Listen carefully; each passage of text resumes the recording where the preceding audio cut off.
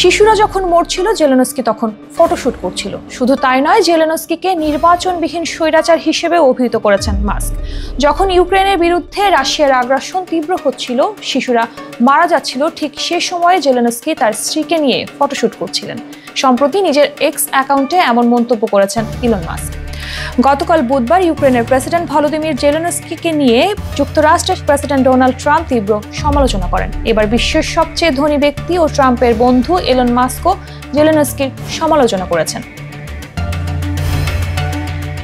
Mask তার x অ্যাকাউন্টে 2022 সালের 26 জুলাই ভগ ম্যাগাজিনে প্রকাশিত জেলেনস্কি এবং তার স্ত্রীর ছবি ও ডেইলি মেইলের একটি স্ক্রিনশট শেয়ার করেন। এতে দেখা যায় যুদ্ধের মাঝে জেলেনস্কি তার স্ত্রীকে নিয়ে ফটোশুট করছিলেন, যখন ইউক্রেনের বিরুদ্ধে রাশিয়ার আগ্রাসন আরও তীব্র হচ্ছিল।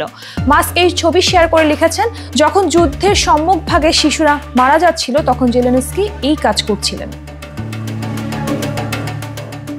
ট্রাম্পও জেলেনস্কিকে নিয়ে কটাক্ষ করেছেন। স্বৈরাচার বলা ছাড়াও তাকে নিয়ে যা তা কথা বলেছেন ট্রাম্প। ইউক্রেনের প্রেসিডেন্টকে কৌতুক অভিনেতা বলে কটাক্ষ করে তিনি লিখেছেন, সফল কৌতুক অভিনেতা ভলোদিমির জেলেনস্কি, ভাবুন যুক্তরাষ্ট্র $350 বিলিয়ন খরচ করে একটি যুদ্ধে যুক্ত হয়েছে, যেটি কখনো জেতা যাবে না, যেটি কখনোই শুরু হওয়া উচিত ছিল না। এটি এমন যুদ্ধ যা জেলেনস্কি, যুক্তরাষ্ট্র ও ট্রাম্পকে ছাড়া কখনো সমাধান করতে পারবে না। এদিকে রাশিয়া ইউক্রেন যুদ্ধ থামাতে যুক্তরাষ্ট্র রাশিয়ার সঙ্গে প্রাথমিক আলোচনা শুরু করেছে, কিন্তু জেলেনস্কি এই আলোচনার বিরোধিতা করেছেন এবং এতে সমালোচনা করেছেন।